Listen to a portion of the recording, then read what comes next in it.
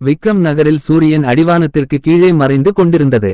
2020ஆம் ஆண்டின் மற்றொரு சாதாரண மாலை பொழுது முடிவுக்கு வந்து கொண்டிருக்க பரபரப்பான தெருக்களில் நீண்ட நிழல்கள் படிந்தன. வினோத் 40களின் நடுப்பகுதியில் இருக்கும் ஒரு நபர். பல ஆண்டுகால கார்ப்பரேட் போர்களால் செதுக்கப்பட்ட கூர்மையான தாடை அமைப்பும் நெற்றியில் எப்போதும் ஒரு சுருக்கமும் கொண்டவர். மெலிந்து வரும் போக்குவரத்தில் தனது நேர்த்தியான கருப்பு நிற செடான் காரை செலுத்திக் கொண்டிருந்தார்.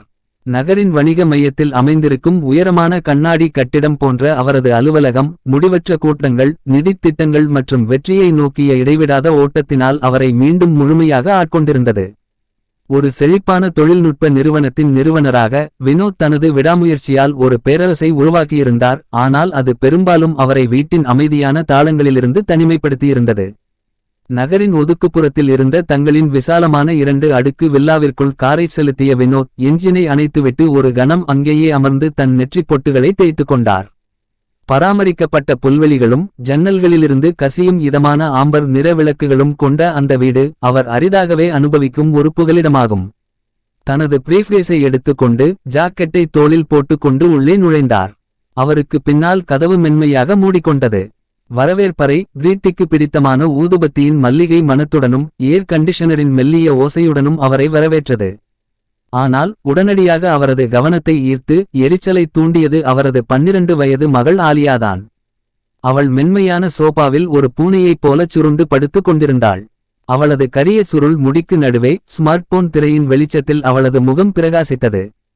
அருகில் இருந்த காபி டேபிளில் தொடப்படாமல் கிடந்த பாடப்புத்தகங்களை சற்றும் பொருட்படுத்தாமல் வீடியோக்கள் மற்றும் விளையாட்டுகளின் உலகில் மூழ்கி எதையோ தேடிக்கொண்டிருந்தாள். வினோத்தின் தாடை இறுகியது. இது போன்ற காட்சியை அவர் காண்பது இது முதல் முறையல்ல. பிரீத்தி என்று அவர் அழைத்த சத்தம் ஹால் முழுவதும் எதிரொலித்தது. பிரீத்தி, இங்க உடனே வா. சமையலறையிலிருந்து மசாலா பொருட்களின் நறுமணம் இரவு உணவு தயாராவதை உணர்த்தியது. அங்கிருந்து பிரீத்தி வெளியே வந்தாள். 30களின் பிற்பகுதியில் இருந்த அவள் அமைதியான வலிமை கொண்ட கண்களையும் எப்பேற்பட்ட கோபத்தையும் தணிக்கும் புன்னகையையும் கொண்ட ஒரு கனிவான பெண்.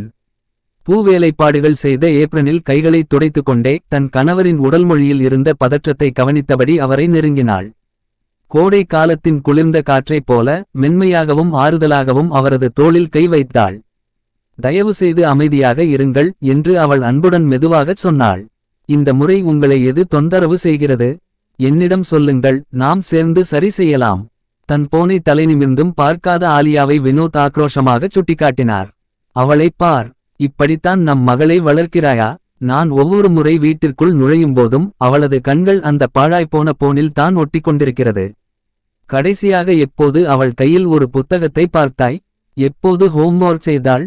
எப்போது கல்வி சம்பந்தமாக எதையாவது படித்தாள்?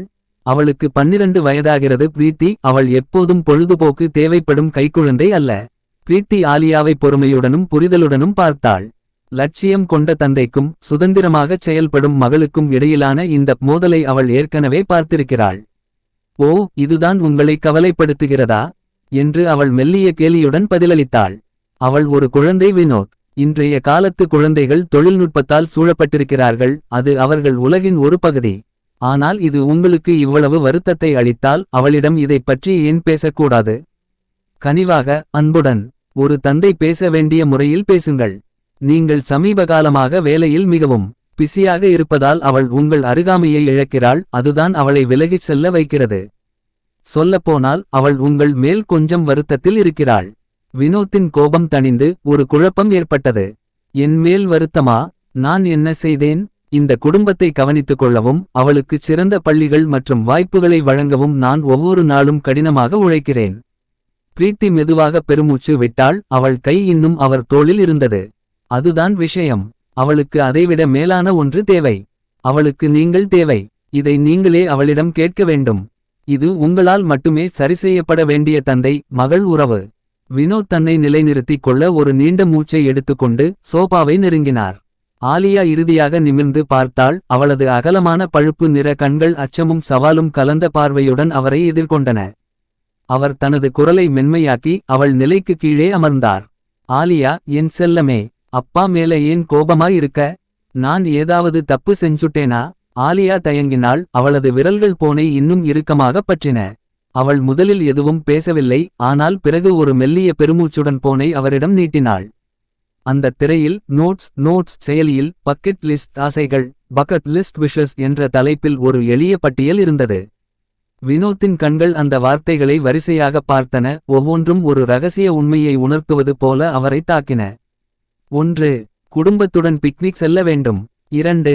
அப்பா எனக்கு ஒரு தூக்க நேர கதை பெட்டைம் ஸ்டோரி சொல்ல வேண்டும்.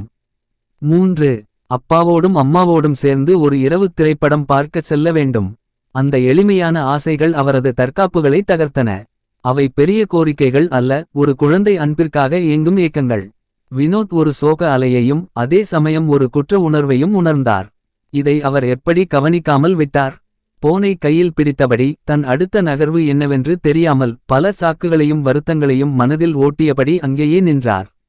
அவரது மனப்போராட்டத்தை உணர்ந்த பிரீத்தி அவர் அருகே குனிந்து காதில் கிசுகிசுத்தாள். சிறிய விஷயத்தில் இருந்து தொடங்குங்கள். அவளுக்கு ஒரு கதை சொல்லுங்கள். அது அவளுடைய ஆசைகளில் ஒன்றுதானே. வினோத் தனது தொண்டையில் இருந்த ஒரு உருண்டையை விழுங்கிவிட்டு தலையசைத்தார். அவர் மீண்டும் ஆலியா பக்கம் திரும்பி ஒரு புன்னகையை வரவழைத்துக் கொண்டார். என்னை மன்னித்துவிடு என் குட்டி தேவதையே. நான் எங்கே தவறு செய்தேன் என்று இப்போது எனக்கு புரிகிறது. இனிமேல் இப்படி நடக்காது என்று நான் சத்தியமாக வாக்குறுதி அளிக்கிறேன். ஆனால் ஆலியாவின் முகம் இன்னும் மாறவில்லை, அவளது உதடுகள் லேசான வருத்தத்துடன் பிதுங்கியிருந்தன. அந்த இடைவெளியை குறைக்க விரும்பி வினோத் மேலும் கூறினார், வேண்டுமானால் இப்படி செய்யலாமா? அப்பா, இப்போதே உனக்கு ஒரு கதை சொல்கிறேன். உனக்கு அது பிடிக்குமா? ஆலியாவின் முகம் ஒரு நொடியில் மாறியது, அவளது கண்கள் திடீர் மகிழ்ச்சியில் மின்னின. ஒரு உண்மையான புன்னகை அந்த அறை முழுவதையும் பிரகாசமாக்கியது. சரிப்பா, எனக்கு ஒரு கதை சொல்லுங்க ப்ளீஸ். நிம்மதியுடன் சிரித்த வினோத் அவளை தூக்கிக் கொண்டார். அவள் எவ்வளவு வேகமாக வளர்ந்து வருகிறாள் என்பதை அவளது எடை அவருக்கு நினைவூட்டியது. நட்சத்திரங்களின் போஸ்டர்கள் மற்றும் தேவதை விளக்குகளால் அலங்கரிக்கப்பட்ட அவளது படுக்கையறைக்கு அவளை கொண்டு சென்றார். அவளை மென்மையான போர்வையின் கீழ் படுக்க வைத்துவிட்டு படுக்கையின் ஓரத்தில் அமர்ந்து தனது சிறுவயதில் கேட்ட அரைகுறையாக நினைவிருந்த ஒரு கதையை சொல்லத் தொடங்கினார். ஆனால் பாதியிலேயே ஆலியா மூக்கைச் சுருக்கினாள். அப்பா, இது ரொம்ப பழைய கதை. இது எல்லாருக்கும் தெரியும். எனக்கு புதுசா ஏதாவது சொல்லுங்க. அவர் மீண்டும் முயற்சி செய்து ஒரு பழைய நரிக் கதையை சொல்லத் தொடங்கினார். ஆனால் ஆலியா மீண்டும் தடுத்தாள். அம்மா, இதை எனக்கு 100 தடவை சொல்லிட்டாங்க. வேற ஏதாவது புதுசா சொல்லுங்கப்பா. வினோத் ஒரு கணம் யோசித்தார். அப்போது அவருக்கு ஒரு யோசனை தோன்றியது. சரி, சிங்கார சாம்ராஜ்யத்தின் காவிய கதையைச் சொன்னால் எப்படி இருக்கும்? அதில் ராஜாக்கள், இளவரசிகள் மற்றும் துணிச்சலான வீரர்கள் என பல சுவாரஸ்யமான விஷயங்கள் இருக்கும். ஆலியாவின் கண்கள் ஆர்வத்தில் விரிந்தன. நிச்சயமா, அந்த கதையை சொல்லுங்கப்பா. வெளியே இரவு ஆழமாகத் தொடங்கிய வேளையில் வினோத் படுக்கையில் சாய்ந்து கொண்டு தனது குரலை இதமாகவும் உறுதியாகவும் மாற்றி நீண்ட காலத்திற்கு முன்பு மறக்கப்பட்ட ஒரு உலகத்திற்குள் அவர்கள் இருவரையும் அழைத்துச் செல்லும் கதையைச் சொல்லத் தொடங்கினார்.